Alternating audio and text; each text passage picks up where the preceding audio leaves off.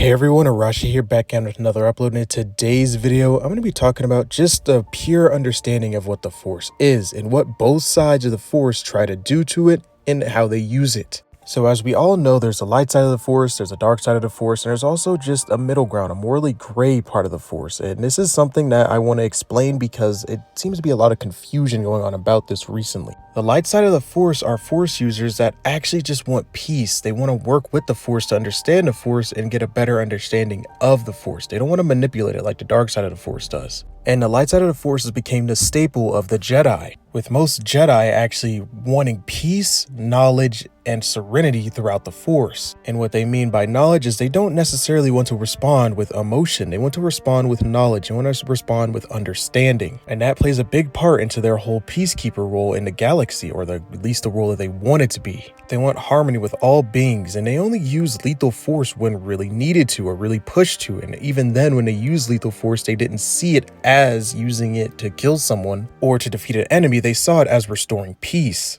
Now, there were ones amongst the Jedi Order who actually did excel in dueling, such as Anakin Skywalker and Mace Windu, who was trying to fight you to defeat you, but they weren't necessarily fighting to kill you. But walking on the light side of the Force was not necessarily easy. It was very easy to fall to the dark side of the Force and become corrupted. And they would see themselves, many Jedi would see themselves start to fall and slip to the dark side of the Force. Which is why Mace Windu created his own fighting style, Vapad, which channeled the inner darkness within their own user and also fed off the darkness of the person that they're fighting. Overall, the Jedi really tried to live and stick by the light side of the Force as best as possible. They even stuck by a very specific set of codes, and these set of codes really laid the groundwork for who the Jedi were trying to be in the galaxy. The first code went, "There is no emotion, there is only peace," which lays out the groundwork for what exactly the Jedi are trying to be, peacekeepers in a galaxy, as I said earlier in the video. The second code was, "There is no ignorance, there's only knowledge." The Jedi were trying to be very knowledgeable about every situation that they were possibly put in. They also tried to learn as much as they can about the Force.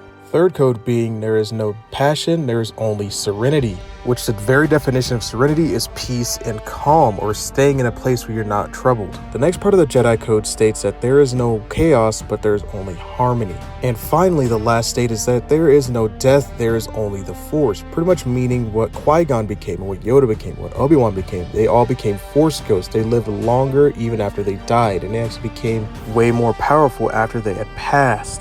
Now, the dark side of the Force is the polar opposite of the light side of the Force. The dark side of the Force, all they really cared about was power, ambition, and completely dominating any person that got in their way. Whereas the light side preaches to let go of things, the dark side preaches to hold on to things and let that anger fuel you and make you even stronger, so you could push deeper and deeper to the dark side of the Force. The dark side of the Force is very easy. It's very simple, and the more you hold on to things and the more angry you get, the more you can get out of the dark side of the Force. The dark side of the Force is a chosen version of the Sith. The Sith were all about power, dominance, and completely ruling over and destroying the Jedi. The Sith played on things like fear, torture, everything that they can to push someone deeper to the dark side of the Force, such as Darth Vader when he chose Mustafar for his new castle. He chose Mustafar because this was a place where he lost his Anakin Skywalker to Obi-Wan. This is a place that gave him the most pain. And of course, the place where he took his life-changing injuries to Obi-Wan. This place reminded him of that battle, and then he would always meditate and grow deeper and deeper into the dark side of the Force, focusing on those one moments, which also fed into his dark emotions about Obi-Wan and especially the Jedi. The dark side of the Force is all about manipulating the Force. They want to make the Force do whatever they want it to do. Whereas the Jedi were one with the Force, the dark side was really trying to use their aggressive emotions and dark side rituals to make the Force bend to their absolute will, which is something that Plagueis often tried to do when he was trying to manipulate the midichlorians to create life in the Force itself, and also with Palpatine trying to cheat death. And to an extent is something that Anakin Skywalker was trying to do as well by keeping Padme alive. He was trying to cheat the Force and cheat death itself. And also something that Nylas would do a lot as well. Nylas, as we all know, is known as the Lord of Hunger. He was injured, and this caused him to actually eat the Force out of things in order to stay alive. This is a way of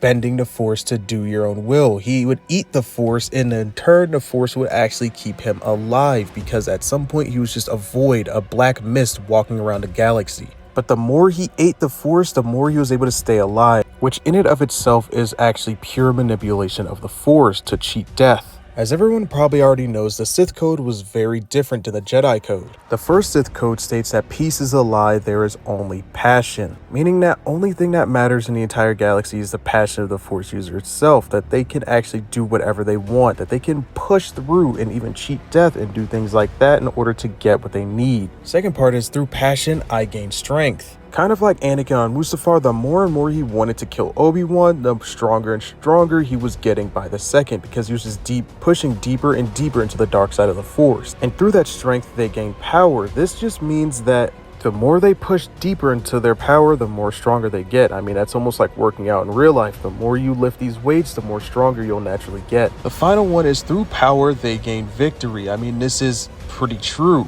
Which is pretty much true. If you follow what Palpatine did through his entire life in order to become the Emperor of the entire galaxy, it pretty much puts all of the Sith Code into one. He set up the Clone Wars. He pretty much took the Sith Grand Plan and completely executed it. And not only that, it took his entire life essentially to do so. But the Force has a tricky way of doing things. It will always reset balance of the galaxy no matter what. So if the dark side of the Force is dominating the galaxy at that time, then eventually the Force will respond with a light side uprising. And that light side person will eventually bring balance back to the galaxy.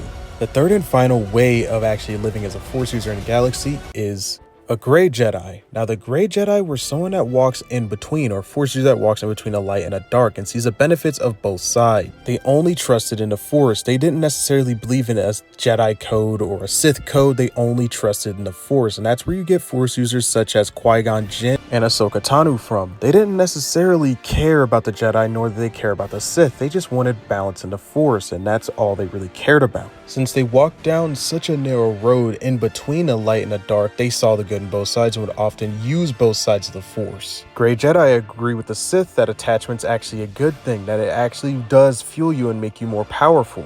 Grey Jedi also believe in harmony and peace. They don't believe in having chaos in the galaxy, or they don't believe in forcing your way into the Force in order to get it to bend its will to do what you want. The only thing that they want is balance in the galaxy. That is all they want, and also their Force wielding abilities is balance. They don't see necessarily bad in the Sith, nor do they necessarily see bad in the Jedi. Now, Grey Jedis have also become very popular amongst fans, where most fans would actually pick to be a Grey Jedi rather than be a Jedi nor a Sith. And that is because most fans actually see it as a perfect balance, and that's how I honestly see it too. If I were to pick, I'd probably be a Grey Jedi myself, and if I was in Star Wars. But anyway, that's all I got for this video. Let me know your guys' thoughts and opinions in the comment section down below. Which side of the Force would you actually choose? Personally, for me, as I said, I would rather pick Grey. For me, I'd rather be Grey, or I'll just be a full-blown Sith. I'm just being honest with you guys. But anyway, may the Force be with you, and have a great rest of your day.